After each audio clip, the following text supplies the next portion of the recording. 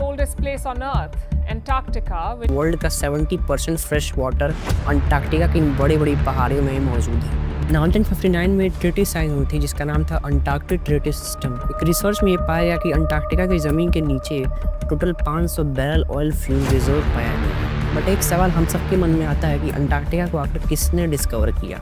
Robert Scott अपने 4 crew members के साथ अंटार्कटिका के साउथ पोल पर पहला कदम रख चुके थे। जय हिंद दोस्तों। अंटार्कटिका अर्थ के साउथ में बसा ये कॉन्टिनेंट जहां दूर दूर तक इंसानों का कोई नामो निशान तक नहीं है। क्या आपको पता है कि वो साइज में अमेरिका जैसे बड़े देश से भी काफ़ी ज़्यादा बड़ा है, जो कि 1.42 करोड़ किलोमीटर पर स्क्वायर में फैला हुआ है। इतना ज़्यादा बड़ा होने के बावजूद यहाँ पर किसी भी इंसान का विदाउट इक्विपमेंट्स रह पाना नेक्स्ट टू इम्पॉसिबल है, क्योंकि विंटर्स हो या समर किसी भी सीजन में यहाँ का एवरेज टेम्परेचर -50 डिग्री सेल्सियस से लेकर -90 डिग्री सेल्सियस तक रहता है। और इतनी ठंड में किसी भी इंसान का रह पाना नेक्स्ट टू इम्पॉसिबल है विदाउट इक्विपमेंट्स। और तो और यहाँ की तेज़ तूफानी हवाएं यहाँ पर किसी को भी रहने की परमिशन तक नहीं देती। यहाँ तक कि अंटार्कटिका को वर्ल्ड का सबसे ज़्यादा कोल्डेस्ट, ड्राइएस्ट और विंडिएस्ट जगह माना जाता है। और तो और आपको ये जान के शौक लगेगा कि वर्ल्ड का 70% फ्रेश वाटर अंटार्कटिका की बड़ी बड़ी पहाड़ियों में मौजूद है, जिसके मेल्ट होने से सी लेवल 60 मीटर तक ऊपर जा सकता है। और इससे दुनिया के कई शहर जो कि समुद्र के पास मौजूद हैं वो बहुत ही आसानी से डूब सकते हैं।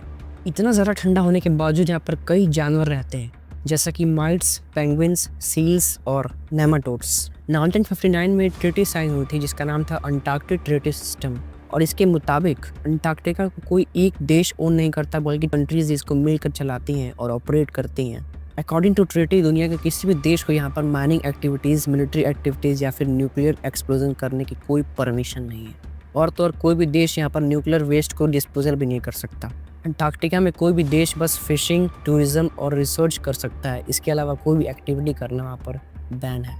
एक रिसर्च में ये पाया गया कि अंटार्कटिका की ज़मीन के नीचे total 500 barrel oil fuel reserve पाया गया है, जो कि मिडिल ईस्ट के बाद दुनिया का दूसरा सबसे बड़ा ऑयल रिजर्व है। बट सिर्फ और सिर्फ अंटार्कटिका के वेदर के चलते यहाँ पर कोई भी देश माइनिंग एक्टिविटीज़ नहीं करता। ये बात तो आपको पता होगी कि अंटार्कटिका वर्ल्ड का सबसे ज़्यादा डेडलीस्ट लैंड है, और न जाने कितने लोगों ने इसको एक्सप्लोर करते करते अपनी जान गंवाई बट एक्सप्लोर ना कर सके। बट एक सवाल हम सबके मन में आता है कि अंटार्कटिका को आखिर किसने डिस्कवर किया। तो आज से 2000 साल पहले अरिस्टोटल ने अर्थ के साउथ में एक बड़ी ज़मीन के होने का दावा किया। और आज जिस कॉन्टिनेंट को हम अंटार्कटिका के नाम से जानते हैं, एक टाइम पे उसका नाम लैटिन वर्ड में टेरा ऑस्ट्रिया इनकॉग्निटा था, जिसका मतलब द अननोन साउदर्न लैंड था। 1774 में कैप्टन जेम्स कुक की एक शिप अंटार्कटिक सर्कल को क्रॉस कर देती है। बट अंटार्कटिका से सिर्फ 120 किलोमीटर पहले उन्हें बड़े बड़े आइसबर्ग्स के पहाड़ दिखते हैं और काफ़ी ख़राब मौसम दिखता है, जिसकी वजह से उनको अपना शिप रिटर्न करना पड़ता है और उनकी ये जर्नी अधूरी रह जाती है। बट इसके बाद भी कई लोग ट्राई करते हैं अंटार्कटिका के साउथ पोल पे पहली बार पहुंचने का, बट कोई भी सक्सीड नहीं होता है। बट कभी समुद्र की ऊंची ऊंची लहरें, कभी ख़राब मौसम, कभी भूख, इन सारी रीजंस की वजह से एक्सप्लोरर्स को दोबारा लौटना पड़ता है और ये मिशन काफ़ी सालों तक अधूरा रह जाता है। बट फाइनली 1911 में 1 साल की लंबी यात्रा के बाद रॉबर्ट स्कॉट अपने 4 क्रू मेंबर्स के साथ अंटार्कटिका के साउथ पोल पर पहला कदम रख चुके थे। बट वहाँ पहुंचकर उन्होंने जो देखा वो सुनकर आपके होश उड़ जाएंगे। 1911 में ही ऑलरेडी एक नॉर्वेगियन फ्लैग वहाँ पर लहरा रहा था। दरअसल रॉबर्ट स्कॉट से भी 1 महीने पहले एक नॉर्वे की एक्सप्लोरर रोनाल्ड एमंडसन और इनकी टीम इस इम्पॉसिबल से टास्क को पूरा कर चुके थे। और ये सब करके रॉबर्ट स्कॉट दुनिया के पहले शख्स बने जिन्होंने साउथ पोल पर कदम रखा था। अंटार्कटिका में छिपे ऐसे कई राज हैं जिसके बारे में बहुत ही कम लोगों को पता है। उनमें से एक राज है ब्लड रिवर का।